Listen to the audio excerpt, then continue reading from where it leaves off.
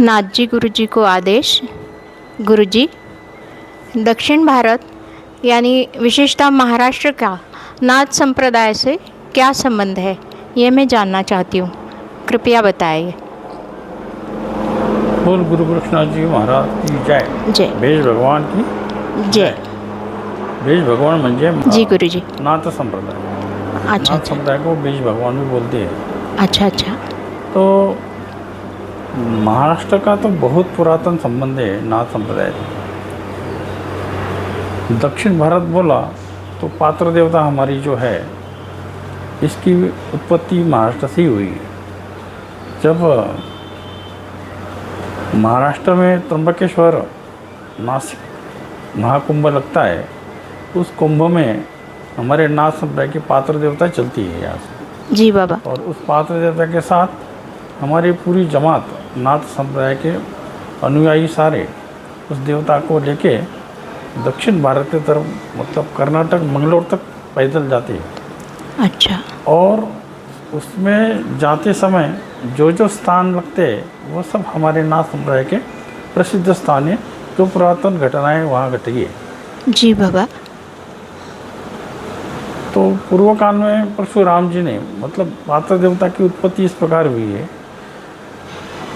पूर्व काल में परशुराम की और गोरक्षनाथ जी की भेंट हुई थी त्र्यंबकेश्वर में। अच्छा। कुंभ के टाइम। जी। तो परशुराम जी ने 21 बार क्षत्रियों का नाश किया था, निर्दालन की थी। जी।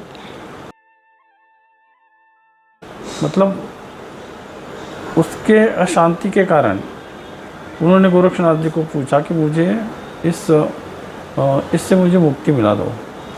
तब गोरक्षनाथ जी ने उनको पात्र देवता हाथ में दी और कहा कि दक्षिण की तरफ चले जाना जी। और जहाँ जिस जमीन, जो शुद्ध और पवित्र जमीन जहाँ मिलेगी वहाँ इसकी स्थापना कर दो। क्या? जी बाबा। और वही तुम्हारे जो दोष है उसका क्षालन हो जाएगा।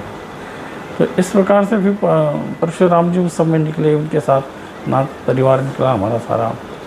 और वो पैदल चलते चलते तो उनको जहाँ जहाँ पड़ाव लगते थे, जहाँ जहाँ स्थान लगते थे, वो हमारे नाथ संप्रदाय के स्थान थे। वो प्रसिद्ध हुए नाथ संप्रदाय के प्रसिद्ध होते रहते थे।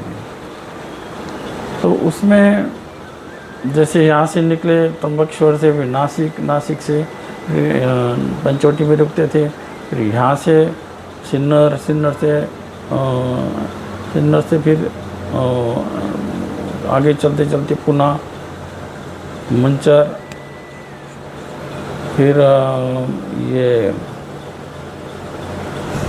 पारुंडा के बाद फिर इस प्रकार से चलते चलते वो 32 शिराळा में आती। जी बाबा। अब 32 शिराळा ये सांगली जिले में है। अच्छा। वहाँ गोरक्षनाथ जी की पहचान के नाम से गोरख इमली करके एक वृक्ष है। जी। तो उस समय जब वहाँ बहुत बड़ा भंडारा हो रहा था पात्र देवता के उपलक्ष्य में। जी। तो उस भंडारे में सभी नाथ संप्रदाय के हमारे अनुयायी, अधिकारी, मानधारी सभी आए हुए थे। तो गुरु गोरक्षनाथ जी ने देवता की, मतलब नाथ संप्रदाय की, बेज भगवान की परीक्षा, सत्य की परीक्षा लेने के लिए वो क्या हुआ, उस स्थान से दूर एक रास्ते में बाल रूप लेके खड़े रह गए। बाप रे। और वहाँ से भंडारे के लिए एक भक्त पूरी गाड़ी भर के केले ले आ रहा था। अच्छा जी। तो उधर से आते समय गोरक्षनाथ जी ने उसको कहा, मेरे हिस्से का केला दे दे भाई। जी बाबा। तो उसने 2 केले गोरक्षनाथ को वहाँ बाल रूप में उस बालक को दे दिए। अच्छा। और ये इधर आ गए। फिर इधर भंडारा हुआ, भोग लगाने के टाइम, मतलब वो 2 केले अधूरे आ गए। जब केले बांटे सबको भंडारे में, तो उसमें 2 केले अधूरे आ गए। चमत्कार है। तो फिर सब हर तरफ वाच्यता होने लगी, केले कम कैसे आ गए। मतलब गोरक्षनाथ को, मतलब बेज भगवान को भोग झूठा लग गया बोले किसी ने तो भी खाए बोली। अच्छा। तो हमारे में दरबार बढ़ता है, एक प्रकार से कोर्ट ही कह दो उसको। जी जी जी। तो उस दरबार में सबको पूछा गया है, अरे किसने केले, 2 केले किसने का खाए बोले। किसने खाए?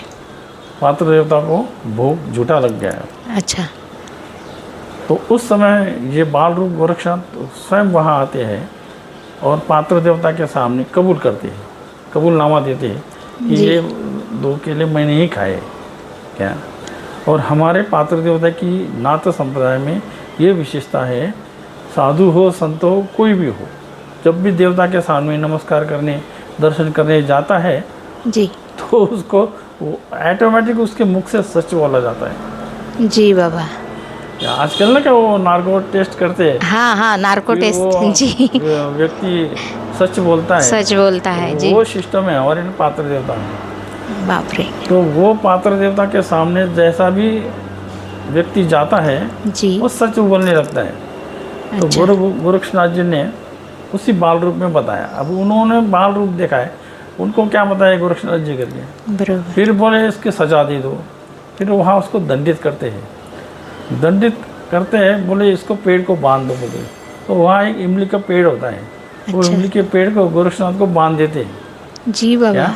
हाँ और बस वो खाना पीना सब दे, कुछ नहीं देते उसको। जी। और शाम को जब आरती होती है तो आरती के टाइम हमारे में ऐसा झुक के आदेश करते हैं नादी बजा के। जी। तो वो पेड़ शाम के समय झुक गया था पूर्ण, जैसे वो आदेश कर रहा है। बाप रे। अब ये चमत्कार देख के फिर सारा भेग उन साधु लोग वहाँ चले गए।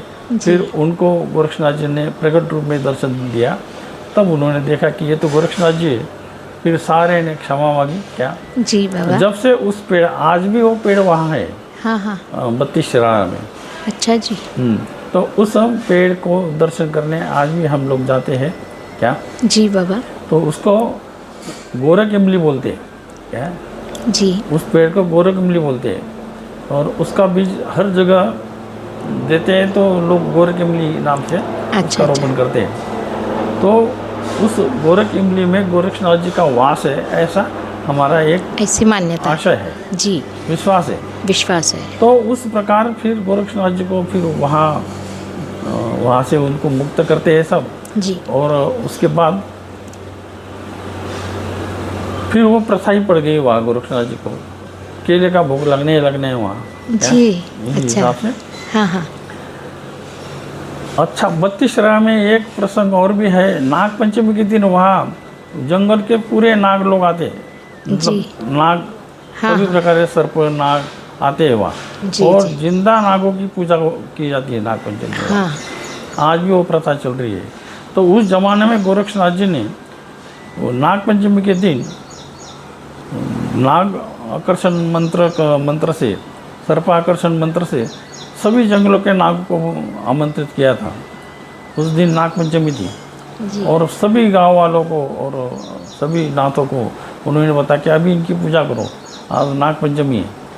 तो उस प्रकार से फिर वहाँ नाग पंचमी के टाइम गोरक्षनाथ जी के शक्ति से प्रत्येक नाग पंचमी को वहाँ नाग लोग आते हैं। अभी भी आते हैं। हाँ, सभी भी आते हैं और वहाँ उनकी पूजा की जाती है जी प्रत्यक्ष बाबा। नागों की नाग पंचमी। ये कम से कम 7-8 दिन मेला चलता है वहाँ, बहुत बड़ा भंडारा चलता है जी। 8 दिन मेला चलता है।